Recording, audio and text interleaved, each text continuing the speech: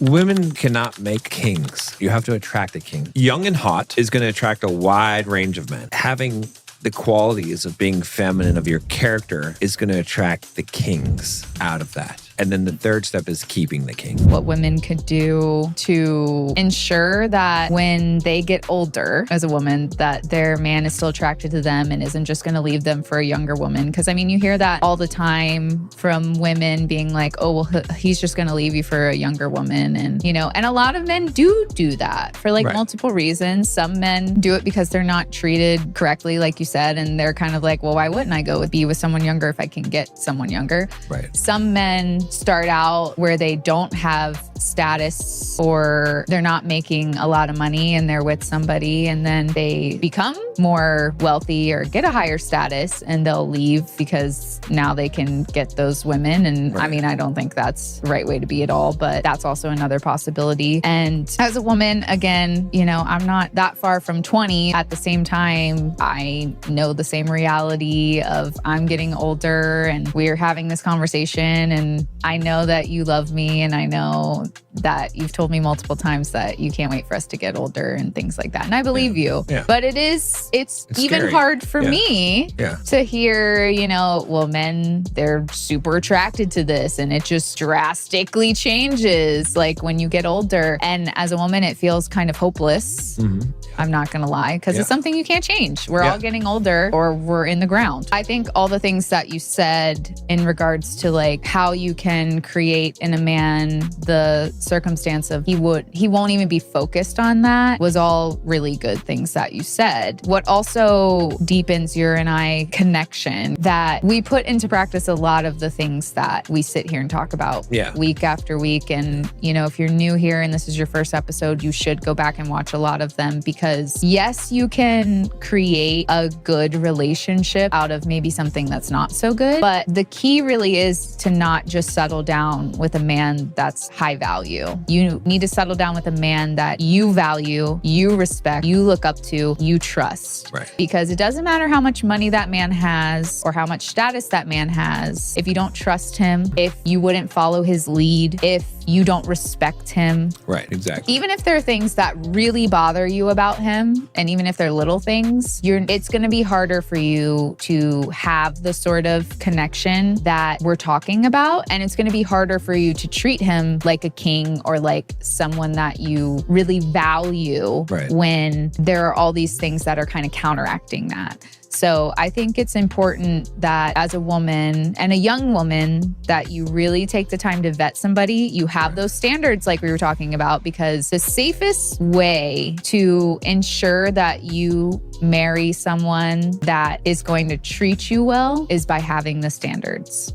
And having boundaries and not allowing a man to yell at you, or, you know, a lot of the things that we talk about, men not allowing women to do, treat you like in an aggressive way or degrade you in some way, or all these things. Like having the standards will prevent you from being in that situation. I'm not saying that it's always foolproof, because that would be foolish to say. There's definitely people, men or women, who trick people into thinking they're one person, and they can do it for a long time. And then, you know, they end up being someone else, or, you know, something happens and they've flipped a switch, kind of Dr.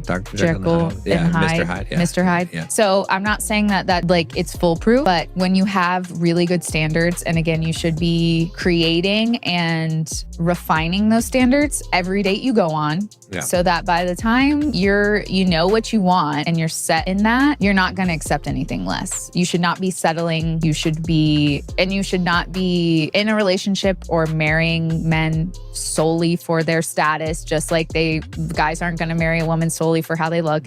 And if they do, then it's very superficial. Again, if you marry a man for that, you can't expect true love unless there's all these other things there. The substance is there for him as well. So I think it's really important for women to realize that if you don't respect the man before you marry him, or you don't trust him, then you either need to resolve those issues before you get married, or don't marry that man. And you're probably, women cannot make kings. Mm-hmm. You're not going to make a king out of a man. You have to attract a king. And so it's like, if I could draw this, I wish I could draw it, but it's like a funnel. Has paper, I mean, everyone could see it, you know. I could draw it myself, but So it's like young and hot is going to attract a wide range of men. Having the qualities of being feminine of your character is going to attract the kings out of that. And then the third step is keeping the king, right? So it's like, as a woman, you can't be like, oh, I'm going to make the man into what I want him to be. So your widest net is when you're younger and hot, like being young and hot. Let's just be honest. Like, that's your widest net. So you got a lot more to work with. And then you're filtering it down by your standards, by having high standards. That's what attracts the king, because and gets him to actually want to get into a relationship with you.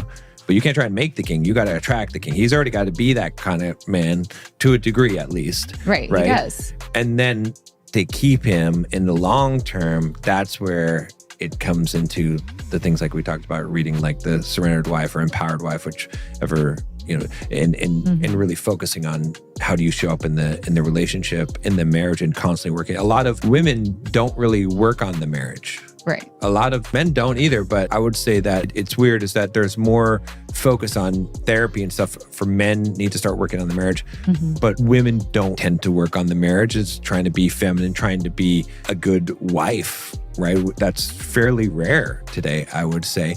But if you are that, then you're going to keep that guy. It's easier to do all the things to keep a man, or at least like learn the things, because I do genuinely believe that women are confused at what men really want, because we think they want the romance. And I'm not saying they don't at all, that we want, as in these like acts or gifts or, certain things. Like, men don't want flowers. They don't want, even bringing him a nice thing that reminds you of him. I'm not saying he doesn't want that. Right. But like you said, he wants to be desired. He wants respect. He wants your trust in his leadership and things like that. And women genuinely don't know these things, because there's not a lot of resources on these things either. Yeah. And I think also some of the reason that women don't work on the marriage or things like that is because that men are just perpetuating, well, be young and hot and have sex, or, like that. There is something to say that is also causing women to not have substance in these other areas, is because if you tell women it's all superficial, which again is why we did this whole episode, this dual episode. That's the wide net. But then you got,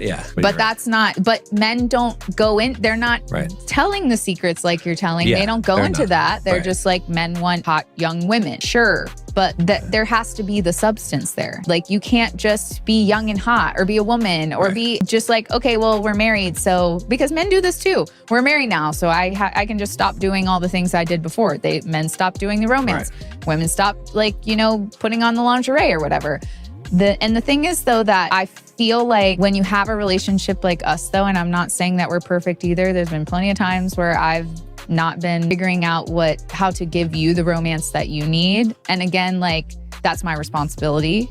But that's how I also know that women, they're not being told these things. They're not being told. Yeah, it's true.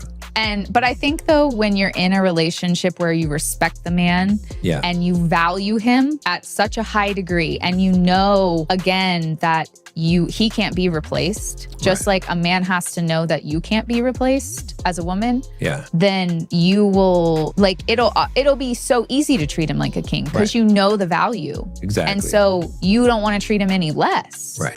But that's why these young women need to know, like, this isn't a PSA to settle down with the first guy that seems like he's good, or the first high value man you come across. Like, you still have to have standards. Like you said, you still have to vet the man. Right. And you should end up with a man that you truly value and respect and look up to, because then it's easy to treat him like a king, and it's easy not to yell at him or call him names or whatever, because you have such a high respect for him that those don't even cross your mind. I'm not saying you won't have problems and you won't have to work those things out, but it will be easier for you if from the beginning you already have those things. And I'm not saying that the people who are dealing with problems don't have those things, but it is probably the case that you lost respect for him somewhere along the way, which decreased his value in your eyes. And so you're treating him more like the pauper than the king.